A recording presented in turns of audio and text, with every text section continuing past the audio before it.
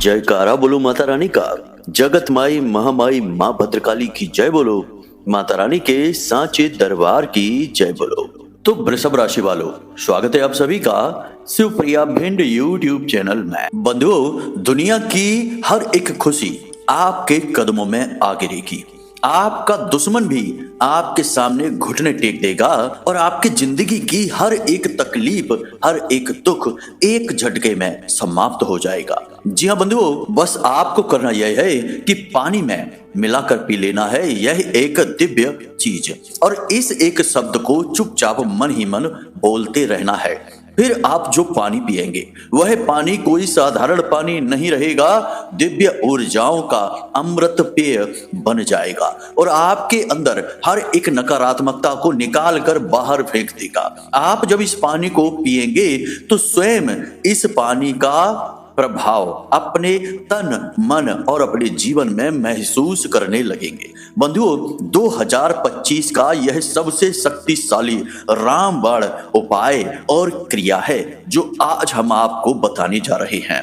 जो भी व्यक्ति आज इस कार्यक्रम को देख लेगा वह अपने जीवन को क्रांतिकारी ढंग से बदल पाएगा, क्योंकि बंधुओं, हम ना केवल आपको इस दिव्य शब्द के बारे में और इस एक महाशक्तिशाली गुप्त परंतु बेहद शक्तिशाली चीज के बारे में बताएंगे जिसे आपको पानी में मिलाकर पीना है। इसी के साथ साथ हम आपको 3 ऐसे बेहद शक्तिशाली, बेहद गुप्त और एक तरह से देखा जाए तो तांत्रिक उपायों को भी बताएंगे जिन्हें आपको अपने जीवन में अवश्य ही उतार लेना है। ये बेहद शक्तिशाली हैं और इनका प्रभाव आपको चमत्कारी ढंग से बदल डालेगा। आपके जीवन में जितने भी दुख तकलीफ हैं सब एक झटके में समाप्त कर डालेंगे। कहने का मतलब यह है कि आज का यह कार्यक्रम दिव्य शक्तियों से, ऊर्जाओं से भरा हुआ है। दिव्य ज्ञान से आज का यह कार्यक्रम ओतप्रोत है। बस जरूरत है तो आपको इस दिव्य ज्ञान को हासिल कर लेने की। बड़ी ही सरल लेकिन बेहद शक्तिशाली क्रियाओं को हम इसमें बताने जा रहे हैं। इसी के साथ साथ बंधुओं, आने वाले 5 से 7 दिनों में आपके जीवन में 3 बेहद बड़ी, बहुत ही अच्छी खुशखबरियां आने वाली हैं। हम आपको हर एक कार्यक्रम में बताते हैं कि आपका अच्छा समय आने वाला है। तो ये 3 खुशखबरियां उस अच्छे समय की शुरुआत करने वाली हैं। अब आपको इन 3 घटनाओं के बारे में जानना बेहद आवश्यक है, क्योंकि हर एक घटना आपके जीवन में बहुत महत्व रखती है और इसके अनुसार आपको कुछ जरूरी बदलाव, सावधानियां भी रखने होंगे।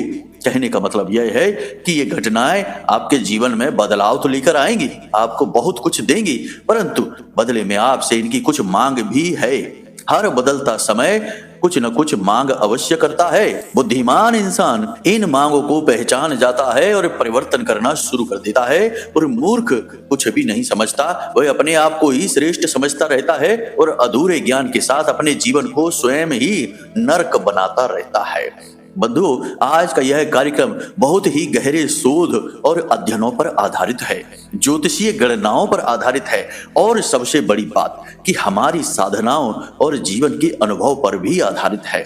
माता रानी की दिव्य कृपा आज के इस कार्यक्रम में हर एक पल, हर एक क्षण में भरी हुई है। बस आपको आज का यह कार्यक्रम अंत तक देखना है, यही हमारा आपसे निवेदन है। तभी हमारी मेहनत और महामाई के प्रति हमारी भक्ति सफल हो पाएगी। बंधुओं, ऐसे दिव्य कार्यक्रम रोज रोज नहीं बनते हैं। दिव्य शक्तियों के आशीर्वाद और कृपा का परिणाम होते हैं ऐसे महाशक्तिशाली और जीवन को बदल देने वाले कार्यक्रम। तो इन कार्यक्रमों को मिस करना महामूर्खता का कार्य होगा। बंधुओं, हम आपसे उम्मीद करते हैं कि आप इस कार्यक्रम में अंत तक अवश्य ठहरेंगे। तो चलिए बिना समय गवाए महामाई को याद करते हुए आज के इस महान कार्यक्रम की शुरुआत करते हैं। कमेंट बॉक्स में पूरे भक्ति भाव के साथ, प्रेम के साथ लिख डालिए, जय मां भद्रकाली कृपा करो। महामाई आपके ऊपर निश्चित कृपा करेंगी। 1 बार नहीं 3 बार लिखना बंधुओं, कोई कंजूसी नहीं, कोई भी आलस नहीं, बस लिख डालो। यह आपका प्रेम है जो महामाई की कृपा और उनके अनन्य प्रेम को आपकी ओर आकर्षित करेगा। इसी के साथ साथ बंधुओं, यदि आप इस चैनल कार्यक्रम पर पहली बार आए हैं तो आप इस चैनल को तुरंत अभी इसी वक्त सब्सक्राइब कर लें। बगल में जो सब्सक्राइब का बटन है उसे आप अभी दबा दें। ऐसा करते ही आप न केवल हमारे बल्कि महामाई के दिव्य धाम के परिवार के सदस्य बन जाएंगे। याद रखना कि यह कार्यक्रम महामाई के दिव्य धाम से ही प्रसारित होता है। तो जब आप माई के परिवार के सदस्य बन जाएंगे तो आपके ऊपर माई की कृपा तुरंत बरसनी प्रारंभ हो जाएगी और अगले 3 से 5 दिनों में आपको एक बहुत बड़ी खुशखबरी प्राप्त होगी जो माई का आशीर्वाद होगा। इसी के साथ साथ आपको कमेंट बॉक्स में लिखना है कि मैं भी माई के परिवार का हिस्सा हूं। ऐसा लिखने से महामाई का विशेष लाड़ और प्यार आपके ऊपर बरसेगा, क्योंकि आप अपनी मां को रिझा रहे हैं। महामाई इस ब्रह्मांड और ऐसे अनंत कोटि ब्रह्मांडों की मां को रिझा रहे हैं, और जो बालक बहुत प्रेम करता है, रिझाता है, उस बालक के प्रति महामाई का प्रेम अलग ही स्तर पर होता है। तो चलिए जल्दी से कमेंट बॉक्स में लिखिए, मैं भी माई के परिवार का हिस्सा हूं। तो चलिए बंधु, चैनल को सब्सक्राइब कर लिया है आपने, अब आगे बढ़ते हैं, मूल विषय को प्रारंभ करते हैं। कब आप जीवन में तरक्की करेंगे, कब आपके जीवन में बाधाएं आएंगी, कब रोग आएंगे, कब दुर्घटना होगी, कब आपकी संतान होगी, कब आपका विवाह होगा, ये सारी बातें जानने का क्या तरीका है? अक्सर लोगों के मन में यह उत्सुकता रहती है। या फिर जीवन में इतनी उथल पुथल क्यों है, परेशानियां क्यों हैं, क्यों हर पल केवल और केवल टेंशन है, कोई भी काम कर लो उसमें कामयाबी नहीं मिलती है। इन सब का कारण बताना और उनका समाधान कहां से प्राप्त होगा? केवल एक ही मार्ग है, आपकी कुंडली। आपके पैदा होते ही आपके पूरे जीवन की कहानी ग्रह नक्षत्रों के आधार पर लिख दी गई है। आपके जीवन की एक सिंगल घटना भी उस कुंडली के दायरे से बाहर नहीं जाएगी। यदि आपको भी अपने जीवन में श्रेष्ठ मार्गदर्शन की तलाश है और जीवन की समस्याओं का कारण जानना है, तो नंबर हमने दे रखा है वीडियो में। इस नंबर पर फोन करिए। 10 बजे से 4 बजे के बीच कभी भी फोन करके अपनी डिटेल बताइए। एक छोटी सी दक्षिणा के साथ अपनी कुंडली का श्रेष्ठतम आकलन करवा डालिए। बंधु, हम आपको सामान्य सी जानकारी देते हैं, उसके बाद इस गुप्त रहस्य की ओर चलेंगे, जिससे आपको भरोसा होगा कि जो बातें आगे हम आपको बताने जा रहे हैं वे बातें सचमुच में महाशक्तिशाली ज्ञान को लेकर आई हैं। तो ध्यान से सुनिए। पानी हमारे जीवन का आधार है, एक मूल तत्व है जिसमें संपूर्ण जीवन पनप रहा है। यदि हम इस संसार की बात करें तो जिस पृथ्वी पर हम रहते हैं उसका लगभग 70 से 75% पानी ही है, और जिस शरीर में हम रहते हैं इस शरीर का भी लगभग 70 से 75% पानी ही है। और पानी एक ऐसा तत्व माना जाता है जो कि ऊर्जाओं को बहुत अच्छी तरह से अपने अंदर समाहित कर लेता है, और इस बात के प्रमाण हमारे शास्त्रों में, हमारे वेदों में हर जगह देखने को मिलते हैं। आपने देखा होगा कि ऋषि मुनि अपने साथ हमेशा एक कमंडल लेकर चलते थे, और उस कमंडल में उनका भोजन नहीं, उनके लिए विशेष जल हुआ करता था। जल के साथ यह नियम है कि यह जिस भी वातावरण में रहता है उस वातावरण की ऊर्जाओं को अपने अंदर समाहित कर लेता है। फिर जब कोई व्यक्ति इस जल का प्रयोग करता है, चाहे वह किसी भी तरह से करे, चाहे स्नान करने के लिए करे, चाहे उसे पीने के लिए करे या भोजन बनाने के लिए करे, उस विशेष ऊर्जा का प्रभाव उस चीज में आ जाता है। मानकर चलिए कि आपने एक ऐसा जल अपने पास रखा हुआ है जिस जल के सामने आप लगातार मंत्रों का उच्चारण करते हैं, भोले बाबा के मंत्र या महामाई के मंत्रों का उच्चारण करते हैं, तो वह मंत्रों की जो शक्ति है उसका एक विशेष अंश उस जल के अंदर समाहित हो जाएगा। फिर वह अभिमंत्रित जल कहा जाएगा। आपने देखा होगा कि ऋषि मुनि पुराने जमाने में जब किसी को श्राप देते थे या फिर वरदान दिया करते थे तो हाथ में जल अवश्य लिया करते थे और उस जल को उसके ऊपर छिड़क दिया करते थे जिसे श्राप या वरदान दिया जा रहा है। यह इसलिए किया जाता था क्योंकि उनके पास जो जल हुआ करता था वह दिव्य ऊर्जाओं को धारण करके चला करता था, क्योंकि ऋषि मुनि तो दिन रात प्रभु के नाम का स्मरण और उनके मंत्रों का उच्चारण करते रहते थे, तो वह जल भी उनकी ऊर्जाओं को धारण कर लिया करता था। इसीलिए जल का प्रयोग किया जाता था इन विशेष दिव्य क्रियाओं के लिए। बंधुओं, जो बातें हम आपको बता रहे हैं वे पूर्ण रूप से व्यवहारिक हैं और जीवन में इसी तरह कार्य करती हैं। आप माने या न माने, लेकिन आप जिस पानी को पी रहे हैं वह पानी आपके जीवन में हो सकता है कि आपकी परेशानी का मुख्य कारण बना बैठा हो, या फिर हो सकता है कि आप उसकी शक्तियों को नहीं जानते, इसलिए आप उस पानी का सदुपयोग नहीं कर पा रहे हैं। अब चलिए बात करते हैं स्नान की। तो आप जब स्नान करते हैं तो स्नान करने के बाद आप एकदम तरोताजा महसूस करते हैं, मन आपका हल्का हो जाता है और आपके अंदर एक नई ऊर्जा का संचार महसूस होने लगता है। आप सुबह से जागिए और स्नान न करिए तो आपको आलस हमेशा घेर कर बैठा रहेगा, लेकिन जैसे ही आप आप स्नान आदि करते हैं तो आप एकदम स्वच्छ हो जाते हैं और आपके अंदर एक नई ऊर्जा का संचार होता है। ऐसा क्यों होता है? क्योंकि आपने जल का प्रयोग किया है। जल ना केवल आपके शरीर के मैल को साफ करता है, बल्कि आपके आसपास और आपके अंदर नकारात्मक ऊर्जाओं को भी दूर भगा देता है। अब यहाँ पर सोचने वाली बात यह है कि हमने कहा कि आपके जीवन की परेशानियों का मुख्य कारण हो सकता है कि आपका जल हो, यानी आप जिस जल का प्रयोग करते हैं, खास तौर से आप पीने के लिए जिस जल का प्रयोग करते हैं। तो अब ध्यान से सुनिए, कैसे हम जिस पानी को पीते हैं वह पानी हमारे अंदर नकारात्मकता को भरता है, हमारे आसपास नकारात्मक ऊर्जाओं को आकर्षित करता है। ध्यान से सुनिए, यदि आप जिस पानी को पीते हैं वो बर्तन लोहे का है, स्टील का है या फिर प्लास्टिक का है, तो निश्चित तौर पर पानी आपके लिए भयंकर नकारात्मक ऊर्जाओं को लेकर चल रहा है। आप प्राचीन काल में जाइए, पानी के लिए अक्सर मिट्टी के घड़ों का प्रयोग किया जाता था। मिट्टी शुक्र का सूचक है, पकी हुई माटी मंगल का सूचक है। जब आप शुक्र और मंगल की ऊर्जाओं को जल के अंदर समाहित कर देते हैं तो यह दो कार्य करते हैं। शुक्र आपके धन, वैभव और भोग विलास का कारक ग्रह है। मंगल आपकी ऊर्जा का संचालक है। रोगों से लड़ने की क्षमता मंगल देता है आपको। इसी प्रकार आपने देखा होगा कि पुराने जमाने में लोहे के बर्तन या स्टील के बर्तन नहीं, पीतल के बर्तनों का प्रयोग किया जाता था। पीतल का बर्तन बृहस्पति का सूचक है। पीतल के बर्तन में रखा जल बृहस्पति की ऊर्जा को लेकर आएगा, यानी आपका गुरु मजबूत करेगा। अब गुरु क्या है? आपकी सद्बुद्धि, आपका गहरा ज्ञान, गहरी समझ और पारिवारिक सुख शांति और धन आपकी ओर आकर्षित होंगे। यानी कि जो पीतल के बर्तन में रखा जल पिएगा वह बहुत बुद्धिमान, बहुत ही तेजस्वी और बहुत ही सुंदर हो जाएगा।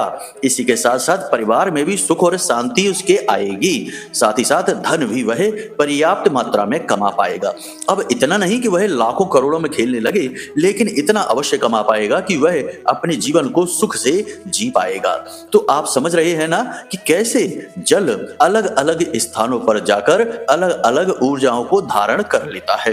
अब ऋषि मुनियों के जो कमंडल हुआ करते थे वे अक्सर या तो पीतल के हुआ करते थे या फिर पुराने सूखे कुम्हेड़े आदि से बनाए गए होते थे, यानी वह प्राकृतिक तत्व हुआ करता था।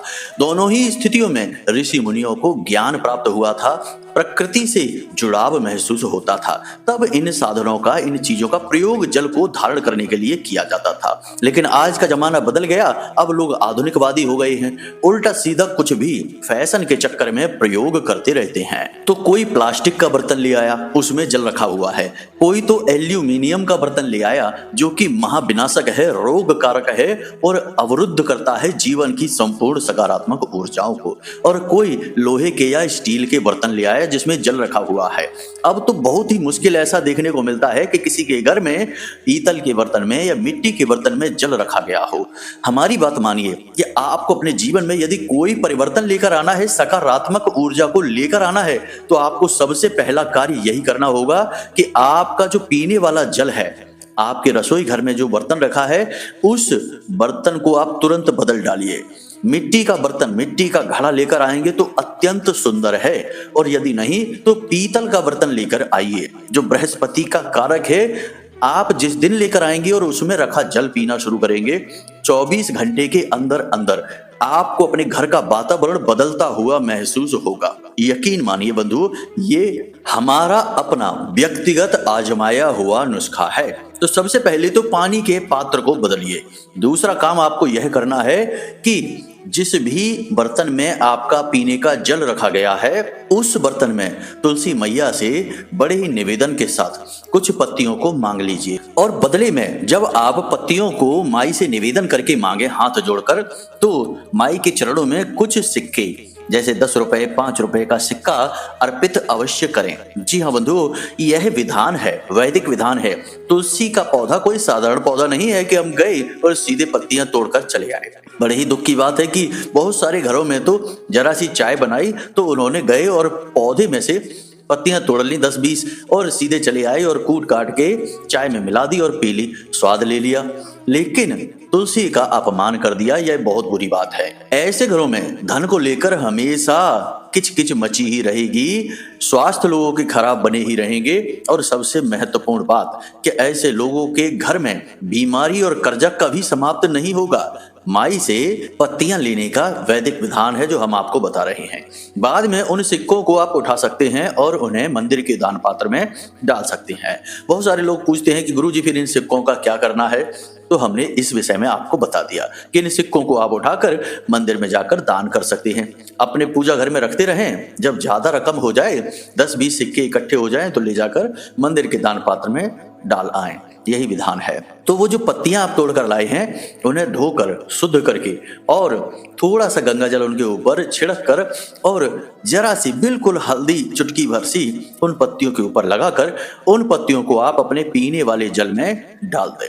बस इतना करते ही भयंकर चमत्कार होंगे।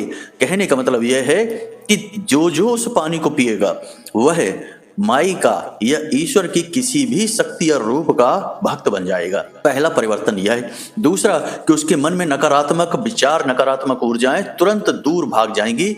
वह बहुत ही सात्विक, धार्मिक और सद्बुद्धि वाला इंसान बन जाएगा। तीसरा कि माता लक्ष्मी उसकी ओर आकर्षित होने लगेंगी क्योंकि वह दैवीय ऊर्जाओं को और उनके गुणों को धारण कर लेगा। तो इस कार्य को आप अवश्य करिए। अब बहुत सारे लोग पूछते हैं कि बिना स्नान किए पत्तियां कैसे तोड़ सकते हैं, क्या रविवार के दिन पत्तियां? तो आप ध्यान से समझिए कि जब आपने यदि स्नान नहीं किया है और हम कोई तुलसी की पत्ती वाला उपाय आपको बता रहे हैं तो छोटे बालक, आपके घर में जो सबसे छोटे बालक बालिकाएं हों उनको आप कह सकते हैं पत्तियां तोड़ने के लिए और आप दूर हाथ जोड़कर खड़े हो जाएं। बस यही नियम है। या फिर आप स्नान करने के बाद पत्तियां तोड़ लें। और याद रखें कि जिन दिनों पर पत्तियों को तोड़ने का विधान नहीं है उन दिनों पर ना तोड़ें, जैसे कि रविवार का दिन, एकादशी का दिन, चतुर्थी का दिन। इन दिनों पर पत्तियां नहीं तोड़ी जाती हैं तो इन दिनों पर आप ना तोड़ें। बस साधारण सी बात है, इसमें इतना ज्यादा टेंशन में आने की जरूरत नहीं है। तो उम्मीद है कि यहाँ तक आपको सारी बातें समझ में आ गई कि कैसे जल को शुद्ध, पवित्र और ऊर्जा से भरपूर बनाना है जो आपके जीवन में परिवर्तन की शुरुआत करेगी। अब हम आपको बताने जा रहे हैं एक बहुत ही दिव्य प्रयोग के बारे में। इस प्रयोग को आपको करना है सुबह के समय। सुबह के समय जब आप सोकर जागे तो जल का प्रयोग सबसे पहले करें, यानी कि अपने बिस्तर को छोड़ने से पहले ही जल अवश्य पिएं। पुराने जमाने में आप देखते होंगे कि लोग जब सोया करते थे तो अपने बिस्तर के सिरहाने 1 लोटा जल भरकर अवश्य रखा करते थे।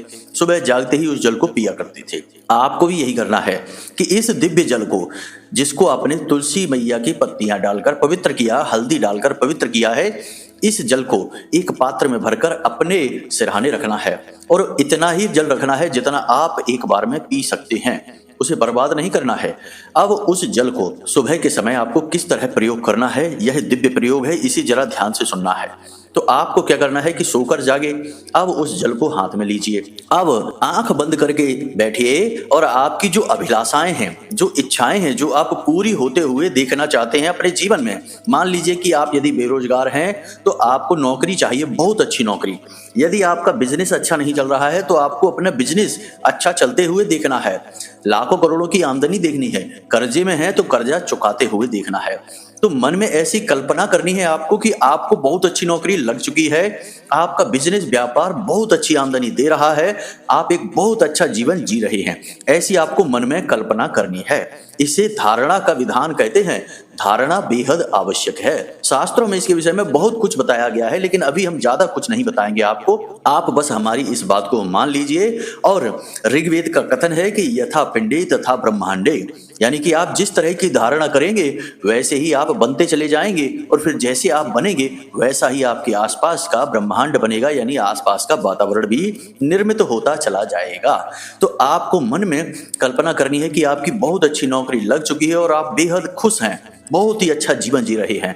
बिजनेस व्यापार में है तो आपका बिजनेस बहुत अच्छा चल रहा है और आप बहुत खुश हैं, मुस्कुराते रहते हैं, हमेशा हंसते रहते हैं और दुनिया में खुशियां ही खुशियां बांट रहे हैं, ईश्वर को धन्यवाद दे रहे हैं।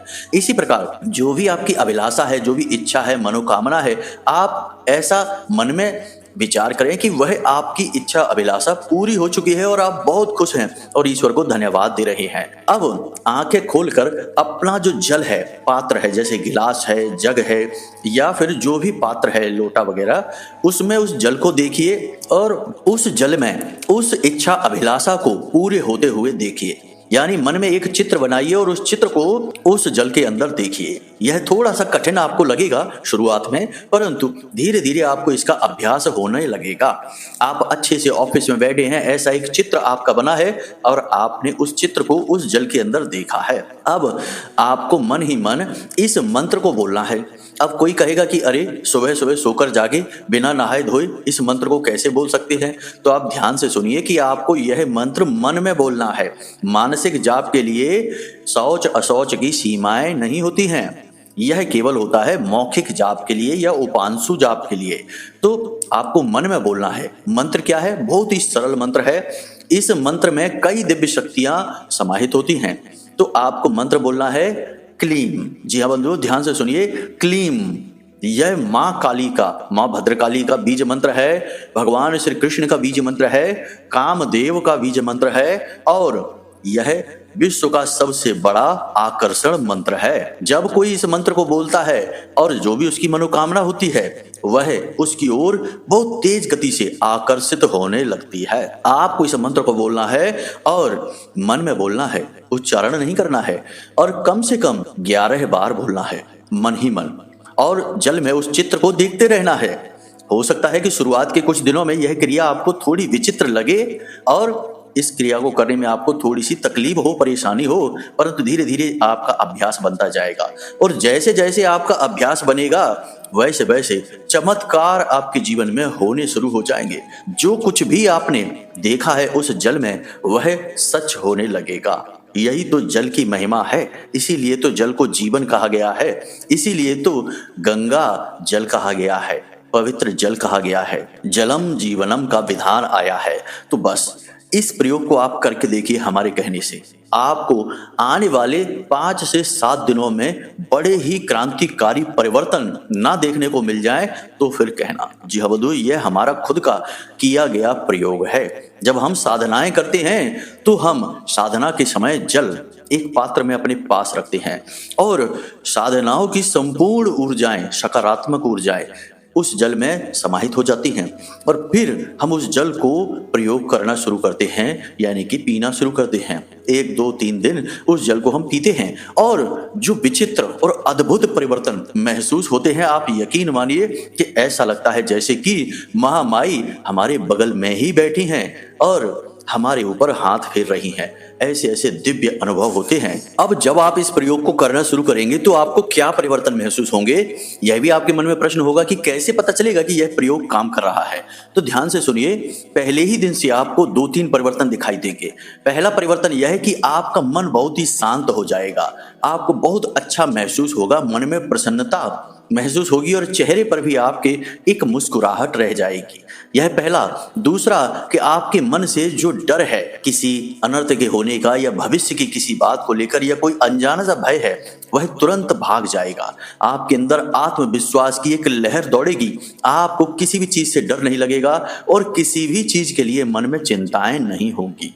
तीसरा कि आपका कोई भी बिगड़ा हुआ काम है यानी रुका हुआ काम है वह बनना शुरू हो जाएगा, उसमें गति आने लगेगी। जैसे जैसे आप इस प्रयोग को करते चले जाएंगे, बढ़ाते चले जाएंगे, वैसे वैसे आपको बहुत सारे लाभ होंगे। जैसे कि कोई भी आपके सामने खड़ा हो वह आपकी बातों में जरूर सहमत होगा, आपसे असहमति दिखा ही नहीं सकता है। आपकी बातों का बल बढ़ेगा, आपका तेज बढ़ेगा, आपकी सुंदरता बढ़ेगी, आपके चेहरे पर चमक बढ़ेगी, एक दिव्य आकर्षण आपका बढ़ेगा। लोग आपसे नजरें नहीं मिला पाएंगे और जो नजरें मिलाएंगे वे आपके ही हो जाएंगे, यानी आपकी बातों से सहमत होंगे और आपकी हाँ में हाँ मिलाएंगे।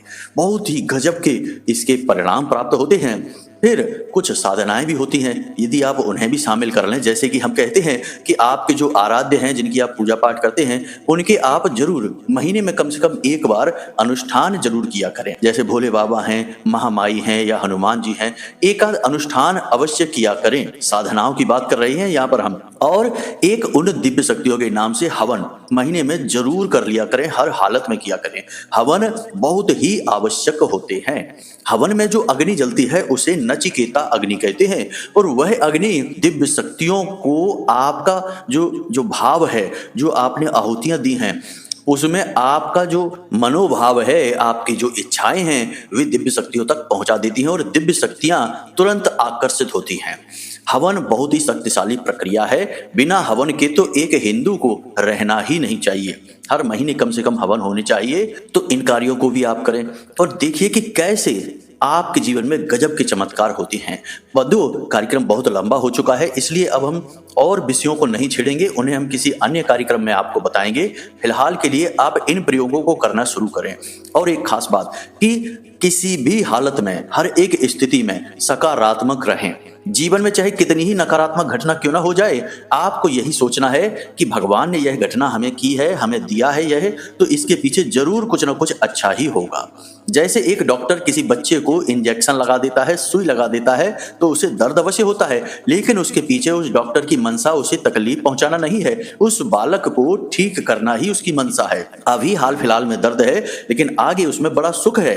ऐसे ही भगवान हमारे जीवन में कभी कभी नकारात्मक और गलत घटनाओं को करवाते हैं, लेकिन इसके पीछे भविष्य के बहुत बड़े सुख छिपे होते हैं, जो हम अपनी छोटी बुद्धि से, छोटे दिमाग से, छोटी दृष्टि से देख नहीं पाते हैं। परम ब्रह्म की दृष्टि और हमारी दृष्टि में बहुत बहुत अनंत कोटि का अंतर होता है। तो इसलिए हमें उसकी लीला समझनी नहीं, हमें उसकी लीला में विश्वास करना है।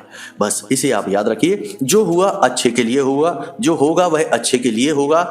ईश्वर कभी किसी का गलत कर ही नहीं सकते हैं। तो जीवन ईश्वर के भरोसे चलाइए, ईश्वर पर विश्वास रखिए, सकारात्मक रहिए। बस यही मूल मंत्र है, इसे अपने जीवन में उतार लीजिए। कितना ही दुख हो, भगवान से कहिए, हे प्रभु, हम जानते हैं कि इस दुख के पीछे सुख छिपा है, बस हमें दिखाई नहीं दे रहा है, क्योंकि हम इतने ज्ञानी नहीं हैं। इसलिए हम आपका धन्यवाद करते हैं कि आप हमें कुछ दे तो रहे हैं कम से कम।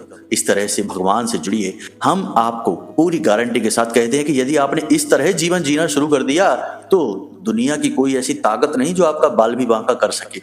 और भगवान ईश्वर महामाई आपको अपनी गोद में उठा लेंगे, क्योंकि आप अब उनके लाडले बालक बन चुके हैं। यही तो भाव चाहिए, भक्त का भाव तो यही होता है। आपको भी यही भाव बनना है। बाकी ड्रामा करने से और बड़े बड़े दीपक जलाने से और दिन भर मंदिर में घूमते रहने से, चालीसा पढ़ने से ईश्वर का प्रेम नहीं मिलता। ईश्वर का प्रेम मिलता है भाव से, आपकी भावनाओं से, आपके चित्त से।